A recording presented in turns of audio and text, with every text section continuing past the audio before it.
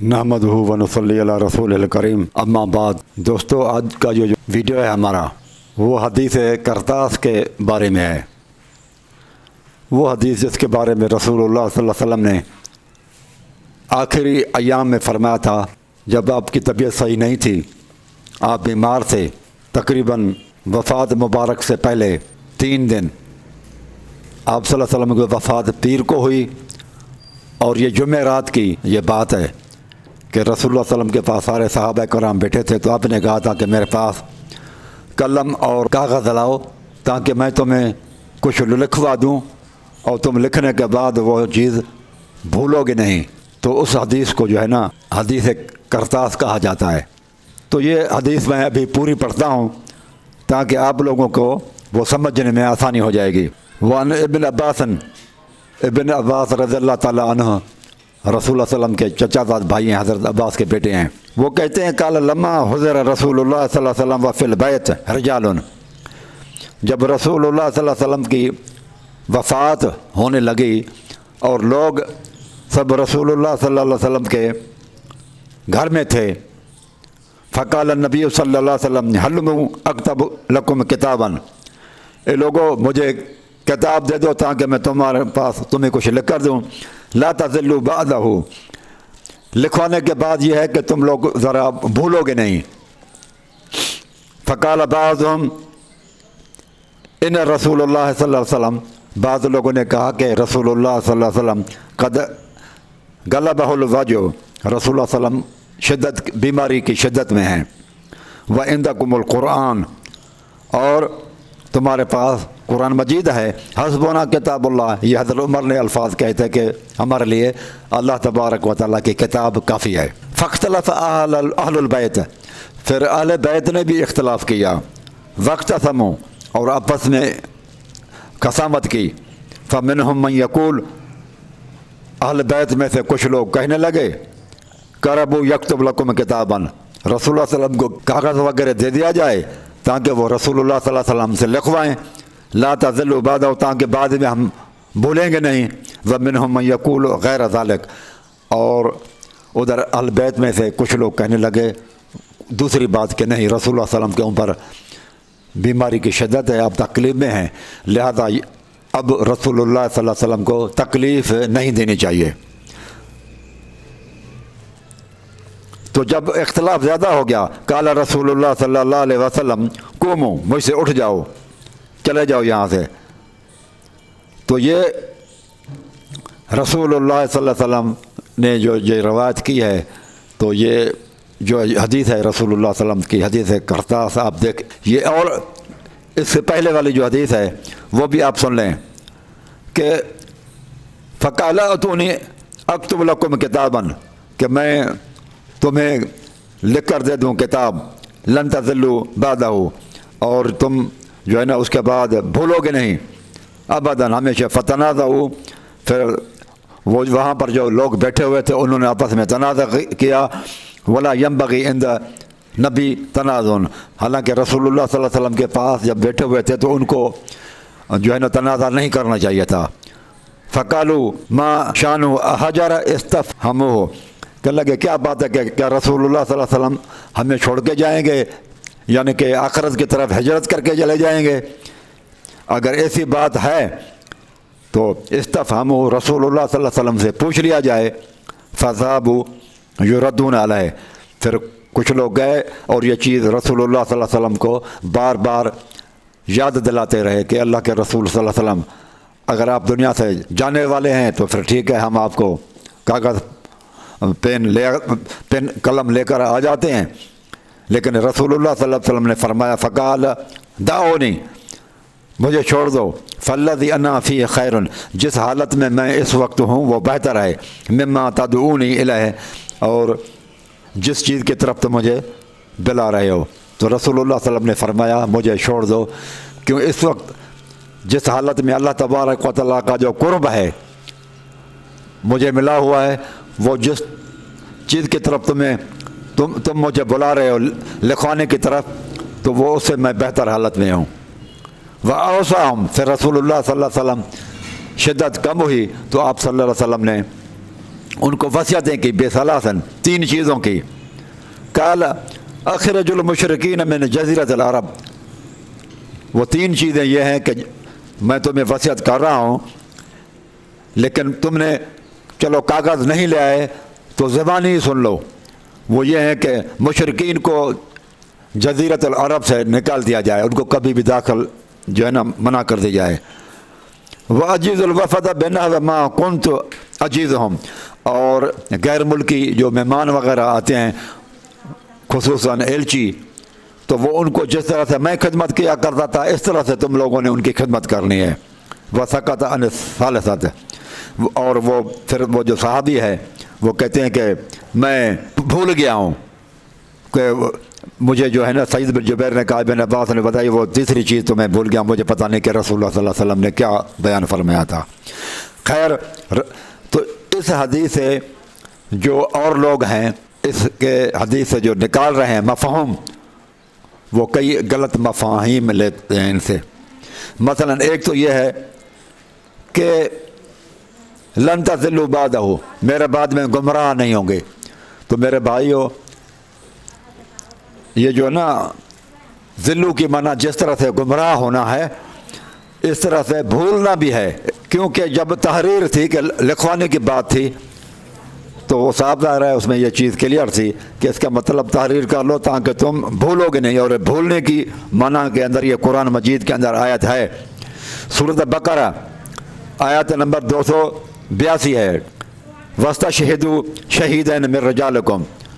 دین کا معاملہ ہو تو 2 گواہ مردوں میں سے کر لیا کرو. فَإِن لَّمْ يَكُونَا رَجُلَيْنِ. اگر 2 مرد تمہیں نہ مل سکتے ہوں شاہدی دینے کے لیے، فَرَجُلٌ وَامْرَأَتَانِ. ایک مرد اور 2 عورتیں ہوں. ممن ترضون من الشہداء. ان تضل، 2 عورتیں اس لیے کہ ان تضل احداہما، اگر ایک عورت بھول جائے فتذکر احداہما الاخری، تو دوسری عورت اس کو بتا دے دے گی. تو یہ سورۃ بقرہ آیت نمبر 282 میں ہے. ذلت کی معنی آپ نے دیکھ لیا کہ صرف گمراہ ہونا ہی نہیں ہے بلکہ بھولنا بھی اس کی معنی میں ہے. اس کی کئی معنی ہیں. تو یہاں ذل کی معنی ہے بھولنا. اور ویسے بھی جب تحریر کی بات آ جائے تو وہاں پر یہی معنی موزون ہے کہ کاغذ اور قلم لے آؤ تاکہ میں تمہیں لکھوا دوں تاکہ تم گمراہ نہ ہوں گے، یعنی کہ تم لوگ بھولو گے نہیں. تحریر کے بعد انسان بھولتا کم ہی ہے اور میموری ورنہ بھلا دیتی ہے. دوسری بات یہ ہے، اس میں علت یہ بھی ہے کہ جب شریعت پوری مکمل ہو چکی ہے، رسول اللہ صلی اللہ علیہ وسلم کے اوپر یہ آیت نازل ہو چکی ہے کہ الیوم اکملت لکم دینکم واتممت علیکم نعمتی ورضیت لکم الاسلام دینا، کہ شریعت مکمل ہو چکی ہے. رسول اللہ صلی اللہ علیہ وسلم کے یہ آخری ایام ہیں. اس سے پہلے یہ آیت نازل ہوئی تھی حجۃ الوداع کے اوپر، عرفات میں یہ آیت اتری تھی کہ دین مکمل ہے. تو دین مکمل ہو تو یہ کیسے ہو سکتا ہے کہ بعد میں بھی انسان گمراہ ہو؟ اس میں تو ہر چیز کی وضاحت تھی. یہ تو رسول اللہ صلی اللہ علیہ وسلم نے بعد میں یہ وصیتیں لکھوائیں ان کو، دین تو مکمل ہو چکا تھا. پھر حضرت عمر نے جو کہا کہ حسبنا کتاب اللہ، کہ تمہارے پاس قرآن مجید موجود ہے. تو یہ کتاب اللہ سے مراد جو لوگ لیتے ہیں نا کہ صرف قرآن، یہ بھی غلط ہے. میرے بھائیو، آج جو میں اس حدیث کی تشریح کر رہا ہوں آپ لوگ اچھے طریقے سے سن لیں. شاید ہی یہ تشریح اور یہ مفہوم پہلے آپ لوگوں نے نہیں سنا ہوگا. ان کے جو مفاہیم ہیں وہ جو اور لوگ لیتے ہیں، حسن اللہ یاری صاحب یا فضل ہمدرد صاحب یا اور لوگ اس حدیث کرتاز سے مراد لیتے ہیں کہ حضرت علی کو کے بارے میں کوئی چیز رسول اللہ صلی اللہ علیہ وسلم لکھ کر دینا چاہتے تھے. تو کیا رسول اللہ صلی اللہ علیہ وسلم نے پہلے جو شریعت مکمل کی اس میں وہ لکھ کر نہیں دیا تھا؟ ایک طرف یہ بھائی کہتے ہیں کہ رسول اللہ صلی اللہ علیہ وسلم نے حضرت علی کے بارے میں جو وصیت کی تھی وہ اس وقت کی تھی جب دعوت ذوالعشیرہ تھی، خاص رشتہ داروں کو رسول اللہ صلی اللہ علیہ وسلم نے بلایا تھا. اس وقت حضرت علی بھی تھے تو کہنے لگے اس وقت تو اعلان ہو گیا تھا حضرت علی کی وصیت کا. پھر وہ کہتے ہیں کہ نہیں، حضرت علی کی وصیت ہو گئی تھی جو ہے نا حجۃ الوداع کے بعد میں، جب آپ جو ہے نا وہاں پر موجود تھے غدیر خم میں، وہ اس وقت کہتے ہیں کہ ان کی وصیت کا اعلان ہو چکا تھا۔ یہ بھی عجیب معاملہ ہے کہ ایک دفعہ کہتے ہیں کہ اعلان ہو چکا ہے، پھر وہ اعلان ہو چکا ہے، پھر وہ ابھی اس حدیث کرتاس کے بارے میں بھی یہ کہتے ہیں کہ یہاں پر حضرت علی، اگر یہ یہاں پر حضرت علی کی جو ہے نا خلافت کا وصیت کی جا رہی تھی تو مجھے بتاؤ پھر پہلے کیا اعلانات؟ اس کا مطلب وہ پہلے والوں کو آپ خود رد کر رہے ہیں کہ پہلے اعلانات وصیت کے نہیں ہوئے تھے، تو لیکن شیعہ کہتے ہیں کہ اس وقت بھی اعلانات ہوتے رہے ہیں، تو اب اعلانات ہوتے رہتے تو اب یہ اعلانات اب ہو رہا ہے، تو اس کا مطلب کہ تمہاری پہلے جتنی بھی وہ باتیں ہیں جو تم لوگ ان احادیث سے لیتے ہو، اس کا مطلب وہ ساری کی ساری غلط ہیں، سارے مفاہیم غلط ہیں، اور اب وہ کہتے ہیں کہ اس نے حضرت علی کی وصیت لکھوانے کے لیے رسول اللہ صلی اللہ علیہ وسلم نے حکم، تو اسی وصیت وغیرہ حضرت علی کی نہیں تھی۔ اس کے بعد بھی رسول اللہ صلی اللہ علیہ وسلم 2-3 دن زندہ رہے اور حضرت علی کے بارے میں کچھ نہیں فرمایا۔ ہاں یہ فرمایا کہ جزیرۃ العرب سے مشرکین کو نکال دو، اور وہ جو مہمان وغیرہ آتے تھے یا الچی وغیرہ دوسرے ممالکت سے آتے تھے، تو جس طرح سے میں ان کی خدمت کرتا تھا تو تم لوگ ان کی بھی خدمت کرنا۔ اور تیسری چیز تو ابن عباس نے نہیں بتائی کہ کون سی وہ تھی۔ پھر یہ ہے کہ چلو، پھر اس کے بعد یہاں پر یہ ہے کہ حضرت عمر نے جو کہا حسبنا کتاب اللہ، تو آپ یہ کلپ دیکھیں کہ فضل ہمدرد صاحب کی رسول اللہ صلی اللہ علیہ وسلم کو وصیت لکھوانے نہیں دی گئی، یعنی کہ صحابہ کرام نے لوک لیا، تو یار یہ کیسے ہو سکتا ہے کہ رسول اللہ صلی اللہ علیہ وسلم کے اللہ تبارک و تعالیٰ سے کوئی حکم ہو اور عمر رضی اللہ تعالیٰ عنہ یا کوئی اور اس کو روک سکتے ہیں؟ اور کیا رسول اللہ صلی اللہ علیہ وسلم حضرت عمر کے کہنے سے کیا ڈر جائیں گے؟ معاذ اللہ، یہ ہو ہی نہیں سکتا کہ رسول کس کے کہنے کی وجہ سے ڈر جائے۔ تو یہ رسول اللہ صلی اللہ علیہ وسلم کے وہ شان میں بھی کمزوری کر رہے ہیں، رسول اللہ صلی اللہ علیہ وسلم کے شان میں گستاخی کر رہے ہیں کہ رسول اللہ صلی اللہ علیہ وسلم حضرت عمر کے کہنے کی وجہ سے دب گئے اور نہیں لکھوائی وہ بات، کیونکہ حضرت عمر نے گویا کہ ایک طرح کا روک دیا۔ استغفر اللہ، معاذ اللہ، یہ رسول اللہ صلی اللہ علیہ وسلم کے لیے یہ رسول کی شان ایسے بلند ہے کہ وہ کسی سے ڈریں۔ جب شروع ادوار سے رسول اللہ صلی اللہ علیہ وسلم اکیلے تھے، کسی سے نہیں ڈرتے تھے، تو اب وہ رسول اللہ صلی اللہ علیہ وسلم کے تو صحابہ بہت سارے ہیں اور اہل بیت بھی تھے۔ پھر یہ کہ حضرت عمر نے جب کہا کہ حسبنا کتاب اللہ، ہمارے لیے اللہ کی کتاب ہے، تو اس کتاب اللہ سے مراد بھائی صرف قرآن مجید نہیں ہے، کتاب اللہ سے مراد شریعت ہے پوری، کہ ہمارے لیے اللہ کی شریعت پوری ہے۔ تو کیا ہمارے لیے اللہ تعالیٰ کی شریعت پوری نہیں تھی؟ پوری تو ہے نا۔ کتاب اللہ سے مراد صرف قرآن نہیں ہے۔ اب میں اس کے لیے آپ لوگوں کو دلیل دیتا ہوں، جو فضل ہمدرد اور اللہ یاری آپ لوگوں کو دھوکہ دیتے ہیں لفظ کتاب اللہ پڑھ کر، پھر وہ کہتے ہیں کتاب اللہ سے مراد و قرآن مجید ہے۔ جب حضرت عمر کہتے ہیں کہ قرآن کافی ہے تو پھر حدیث کی ضرورت ہی نہیں رہی۔ وہ پھر لوگوں کو اکساتے ہیں کہ رسول اللہ صلی اللہ علیہ وسلم کا تو جو فرمان ہے، رسول اللہ صلی اللہ علیہ وسلم کی جو سنت ہے اور احادیث ہے وہ بھی حجت ہیں، اور حضرت عمر تو کہتے ہیں صرف قرآن چاہیے ہمیں، اور حدیث کا وہ انکار کر رہے ہیں۔ اور اس طرح سے فضل ہمدرد صاحب نے فرقہ اہل حدیث کو بھی وہاں پر اپنی اس ویڈیو میں چیلنج کیا ہوا ہے کہ تم دن رات کہتے ہو کہ حدیث حدیث حدیث، وہ تو حضرت عمر تو حدیث کو تو کوئی چیز سمجھتے نہیں ہے، وہ تو صرف کہتے ہیں ہمارے لیے تو کتاب اللہ کافی ہے، یعنی کہ قرآن کافی ہے۔ تو میرے بھائیوں، حسبنا کتاب اللہ میں قرآن اور حدیث دونوں آ جاتی ہیں۔ حدیث بھی کتاب اللہ ہے، جس طرح سے قرآن کتاب اللہ ہے تو حدیث بھی کتاب اللہ ہے۔ اس کے لیے میں آپ کو دلیل دینے لگا ہوں۔ سورۃ توبہ آیت نمبر 36 میں ہے، ان عدت الشہور عند اللہ حسنا عشر شہرا فی کتاب اللہ۔ اللہ تبارک و تعالیٰ کے نزدیک مہینوں کی گنتی، سال کے مہینوں کی گنتی تو 12 مہینے ہیں فی کتاب اللہ، کتاب اللہ میں۔ یوم خلق السماوات والارض، اللہ تبارک و تعالیٰ نے جب زمین اور آسمان کو پیدا کیا ہے، اور ان 12 مہینوں میں منہا اربعۃ حرم، ان میں 12 مہینے میں سے 4 مہینے تو حرمت والے ہیں، جس میں جنگ و جدال اور قتال کرنا حرام ہے۔ 4 مہینے حرمت والے ہیں، منہا اربعۃ حرم، 4 مہینے حرمت والے ہیں۔ ذالک الدین القیم، یہ ہے دین قیم، یہی ہے۔ مجھے بتائیں کہ کتاب اللہ میں 12 مہینے ہیں، 12 شہرا، اور پھر منہا اربعۃ حرم، 4 مہینے حرمت والے ہیں۔ یہ کتاب اللہ میں نہیں ہے۔ اللہ تعالیٰ کہتا ہے یہ کتاب اللہ میں ہے، لیکن دیکھتے ہیں قرآن میں نہیں ہے، حدیث کے اندر ہے۔ کہ 4 مہینے حرمت والے حدیث کے اندر موجود ہیں، تو قرآن کہتا ہے کہ کتاب اللہ میں موجود ہیں۔ اگر ہم کتاب اللہ سے مراد صرف قرآن لیں تو قرآن مجید میں نہ 12 مہینوں کا ذکر ہے اور نہ 4 حرمت والوں کے نام لکھے ہوئے ہیں، لیکن حدیث کے اندر ہیں 12 مہینے اور 4 حرمت والے مہینے، 3 تو ذوالقعدہ ذوالحج اور محرم ہے، اور اس کا 4تھا مہینہ جو ہے وہ رجب ہے۔ تو یہ قرآن مجید میں نہیں ہے، حدیث کے اندر ہیں، لیکن جس چیز میں آیا ہے اللہ تعالیٰ فرماتا ہے وہ کتاب اللہ، یعنی حدیث بھی کتاب اللہ ہے، یہ میں نے قرآن مجید کا آیت سورۃ توبہ سے ثابت کر دیا۔ تو اس حساب سے حضرت عمر فاروق نے کہا کہ حسبنا کتاب اللہ، ہمیں کتاب اللہ کافی ہے، یعنی کہ قرآن اور حدیث، اور یہ دین رسول اللہ صلی اللہ علیہ وسلم نے 2 چیزوں میں ہی تو مکمل کیا تھا۔ رسول اللہ صلی اللہ علیہ وسلم نے یا قرآن چھوڑا تھا یا آپ نے اپنی احادیث چھوڑی تھی، بس اور کوئی نہیں ہے، اور یہی دین خالص تھا، اور یہی حضرت عمر کی منشا تھی کہ آپ نے جب ہمیں پوری شریعت دے دی ہے، پہلے ہی قرآن حدیث میں سے ہر چیز پوری شریعت مل چکی ہے، تو اللہ کے رسول اب ہمارے لیے یہ کافی ہے۔ تو وہاں ضلالت سے مراد بھی گمراہی نہیں ہے بلکہ بھولنا ہے۔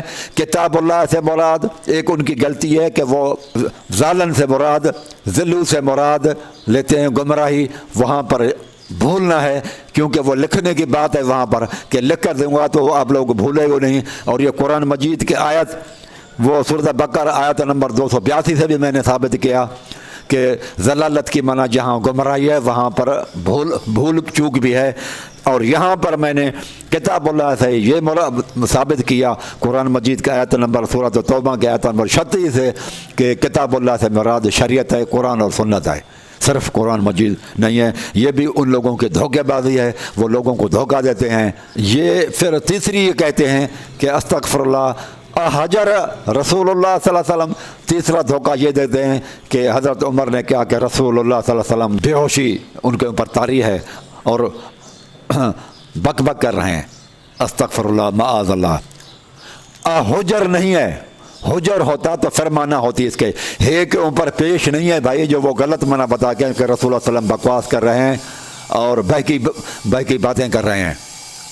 یہاں پر ہے حجر، حجر ان سے ہے حجر کر جانا، یعنی کہ کیا رسول اللہ صلی اللہ علیہ وسلم ہمیں چھوڑے جا رہے ہیں، کیا رسول اللہ صلی اللہ علیہ وسلم وفات کر رہے ہیں، کیا رسول اللہ صلی اللہ علیہ وسلم کا وصال مبارک وفات مبارک ہو رہی ہے، تو یہ الفاظ ہیں حجر کہ ہے کے اوپر زبر ہے۔ تیسرا دھوکہ وہ حجر کے معنی میں لے کر دیتے ہیں کہ رسول اللہ صلی اللہ علیہ وسلم بکواس کر رہے ہیں، یہ بھی ان لوگوں کا دھوکہ ہے تیسرا، جو کہ نہیں ہے، کیونکہ رسول اللہ صلی اللہ علیہ وسلم اگر دورے پڑ رہے ہوتے اور تو حجر ان کی حالت میں ہوتے تو آخر میں جو دوسرے الفاظ ہیں نا استفتموہ، تو رسول اللہ صلی اللہ علیہ وسلم سے جا کر پوچھ لو، تو پوچھا اس سے جاتا ہے جو ہوش میں ہو، جو بے ہوشی کے دورے جس کو پڑھ رہے ہوں تو اسے پوچھنے کی بات نہیں ہوتی ہے۔ یہ استفتموہ یہ لفظ بتا رہے ہیں کہ رسول اللہ صلی اللہ علیہ وسلم کو جو ہے نا وہ دورے وغیرہ نہیں پڑھ رہے تھے اور نہ وہ بکواس کر رہے تھے بے ہوشی کی حالت میں، استغفر اللہ اور معاذ اللہ۔ یہ تیسری وہ خیانت جو ہے نا وہ لوگ کرتے ہیں، فضل حمدر والے اور وہ حسن الحجاری صاحب اور ان کے ہم عقیدہ لوگ۔ تو الحمدللہ یہ 3 چیزیں میں نے کتاب اللہ کہ قرآن کتاب اللہ صرف قرآن نہیں حدیث، اور حجر کہ رسول اللہ صلی اللہ علیہ وسلم کیا ہمیں چھوڑے جائیں گے، چھوڑ رہے ہیں، وفات پا رہے ہیں، وصال مبارک ہے، تو جو اس کے معنی وہ حجر ایک کے اوپر پیش دے کر اس کو غلط معنی کی جاتی ہے، وہ بھی میں نے آپ لوگوں کو بتا دی ہے۔ دوسری بات، تیسری ذلت کی معنی گمراہی نہیں ہے بلکہ بھولنا ہے یہاں پر، کیونکہ تحریر میں بھولتا کم ہے۔ رسول اللہ صلی اللہ علیہ وسلم فرمایا لے آؤ تو میں تمہیں لکھوا دوں تاکہ تم لوگ بھولو گے نہیں، تو تیسری معنی یہ انہوں نے غلط کی۔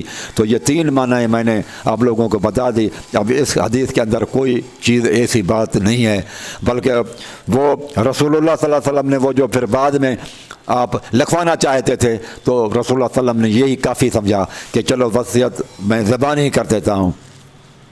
وہ یہ کہ جو غیر ملکی وفد وغیرہ آتے ہیں ان کو مہمان نواز جس طرح سے میں کرتا تھا ایسے ہی کر لینا، اور مشرکین کو جزیرے تو عرب سے نکال دینا ہے۔ اور تیسری بات وہ بھول گئے صحابی، انہوں نے نہیں بتایا کہ وہ کون سی ہے۔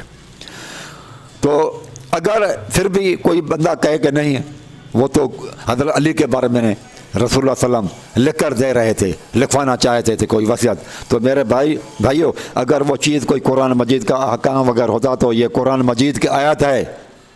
رسول اللہ صلی اللہ علیہ وسلم ڈرنے والے نہیں تھے، حضرت عمر سے یا کسی اور سے بھی، جب زندگی شروعات کی تھی تو اکیلے تھے، اس وقت نہیں ڈرے تھے، تو اب تو بہت سارے لوگ تھے۔ چوتھی یہ چیز ہے وہ یہ کہ یا ایھا الرسول بلغ ما انزل الیک من ربک فإن لم تفعل فما بلغت رسالتہ، یہ سورۃ مائدہ آیت نمبر 67 ہے، 67۔ اے رسول پہنچا دو جو اللہ تبارک و تعالیٰ کی طرف سے آپ کے اوپر نازل کر دی گئی ہے۔ یہ کیسے ہو سکتا ہے کہ رسول اللہ صلی اللہ علیہ وسلم حضرت عمر کی وجہ سے اللہ تعالیٰ کا پیغام نہ پہنچائیں، اور علی کے بارے میں اعلان تھا اور رسول اللہ صلی اللہ علیہ وسلم نعوذ باللہ من حضرت عمر کے کہنے سے ڈر گئے۔ اور پانچویں چیز جو وہ پیش کی جاتی ہے کہ حضرت عمر اور صحابہ نے اختلاف کیا، لکھنے نہیں دیا۔ یہ بات بھائیو غلط ہے۔ یہ دیکھیں کتنی وہ چھپاتے ہیں یہ بات کہ فاختلف اہل البیت، اہل بیت نے اختلاف کیا، واختصموا اور آپس میں خصامت کی۔ فمنہم ان میں سے کچھ تو ایسے تھے اہل بیت میں سے من یقول قربوا یکتب لکم کتابا، کہ رسول اللہ صلی اللہ علیہ وسلم کو کتاب جو ہے نا کاغذ دے دیا جائے، ایسے خیال کے تھے۔ اور کچھ لوگ ایسے تھے نہیں، رسول اللہ صلی اللہ علیہ وسلم کو تکلیف نہیں دی جائے۔ یہ تو رسول اللہ صلی اللہ علیہ وسلم سے محبت کی نشانی ہے، جو حضرت عمر نے کہا کتاب اللہ کافی ہے، رسول اللہ صلی اللہ علیہ وسلم کو زیادہ تکلیف دینے کی ضرورت نہیں ہے۔ اگر پھر بھی رسول اللہ صلی اللہ علیہ وسلم دنیا سے جا رہے ہیں تو رسول اللہ صلی اللہ علیہ وسلم سے پوچھ لیتے ہیں کہ اگر آپ جو ہے نا دنیا چھوڑے جا رہے ہیں تو ہم پوچھ لیتے ہیں۔ تو اس میں تو کوئی بات کا بہاوت والی نہیں ہے۔ ان لوگوں نے خام کا جو ہے نا ایک جو ہے نا وہ کھڑا کیا ہوا ہے، ہنگامہ کھڑا کیا ہوا ہے اس حدیث کے اوپر، اور حضرت عمر کے لیے نعوذ باللہ منہ۔ تو حضرت عمر نے بھی صحابہ سے کہا ہے اور اہل بیت سے کہا، وہ بھی رسول اللہ کو جواب نہیں دیا میرے بھائی، رسول اللہ صلی اللہ علیہ وسلم کو نہیں جواب دیا، وہ بھی جواب دیا ہے حضرت عمر نے، وہ جو ان کے ارد گرد میں بیٹھے ہوئے تھے۔ پھر یہ بھی ثابت ہوا کہ اہل بیت میں سے کچھ لوگ حضرت عمر کے رائے سے متفق تھے اور کچھ متفق نہیں تھے، اور خصوصاً لکھنے کے حق میں تو حضرت علی بھی نہیں تھے نا۔ صحیح بخاری کی وہ اور حدیث نہیں ہے، حضرت عباس نے حضرت علی سے کہا کہ چلو رسول اللہ صلی اللہ علیہ وسلم ابھی طبیعت صحیح نہیں ہے، انہی دنوں کی ایام کی بات ہے، آخری دنوں کی، تو ہم لکھوا لیں کہ خلافت کا حقدار کون ہے۔ تو حضرت علی نے حضرت عباس کی بات کو رد کر دیا کہ نہیں، میں تو لکھواؤں گا نہیں، کیونکہ رسول اللہ صلی اللہ علیہ وسلم نے انکار اگر کر دیا تو پھر بنو ہاشم کو کبھی بھی خلافت میں ایسا نہیں ملے گا۔ وہ بھی صحیح بخاری میں وہ روایت موجود ہے، حضرت علی نے حضرت عباس کی بات نہیں مانی، انکار کر دیا کہ نہیں، یعنی کہ حضرت علی بھی لکھوانے کے حق میں نہیں ہے۔ اور یہ تکلیف زیادہ تھی، اس وجہ حضرت عمر نے کہا کہ رسول اللہ صلی اللہ علیہ وسلم کے اوپر یوم الخمیس نشتدت برسول اللہ صلی اللہ علیہ وسلم وجہہ، رسول اللہ صلی اللہ علیہ وسلم کے اوپر تکلیف کی شدت ہے، رسول اللہ صلی اللہ علیہ وسلم شدت کے تکلیف میں ہے، لہذا رسول اللہ صلی اللہ علیہ وسلم سے کو زیادہ تکلیف نہ دی جائے۔ قد غلبہ الوجہ، رسول اللہ صلی اللہ علیہ وسلم کے اوپر بیماری کی شدت ہے، اس لیے رسول اللہ عندکم القرآن حسبنا کتاب اللہ، یہ حضرت عمر نے کہا کتاب اللہ کافی ہے۔ اللہ کے بندے یہ تو اس میں تو کوئی بات نہیں ہے۔ تو میں نے آپ لوگوں کو ساری بتا دیں کہ کتاب اللہ سے مراد شریعت ہے، قرآن اور حدیث بھی ہے، جس طرح سے قرآن ہے کتاب اللہ، حدیث بھی کتاب اللہ ہی ہے، لہذا یہ نہ سمجھ آ جائے کہ صرف قرآن ہے، یہ دھوکہ دینے والی بات ہے۔ دوسرا یہ ہے کہ وہ رسول اللہ صلی اللہ علیہ وسلم حجر ہے، حجر نہیں ہے کہ رسول اللہ صلی اللہ علیہ وسلم نعوذ باللہ منہ بکواس کر رہے ہیں، یہ بھی بات غلط ہے۔ حجر کیا رسول اللہ صلی اللہ علیہ وسلم میں چھوڑے جا رہے ہیں، رسول اللہ صلی اللہ علیہ وسلم وفات پا جائیں گے، تو اگر ایسی بات ہوتی تو وہ نہ کہتے کہ رسول اللہ صلی اللہ علیہ وسلم کو دورے پڑ رہے ہیں اور رسول اللہ صلی اللہ علیہ وسلم سے پوچھ لو، استفتفوا جو الفاظ ہیں یہ کلیئر کر رہے ہیں کہ رسول اللہ صلی اللہ علیہ وسلم ہوش حواس میں تھے، ایسی کوئی بات نہیں تھی۔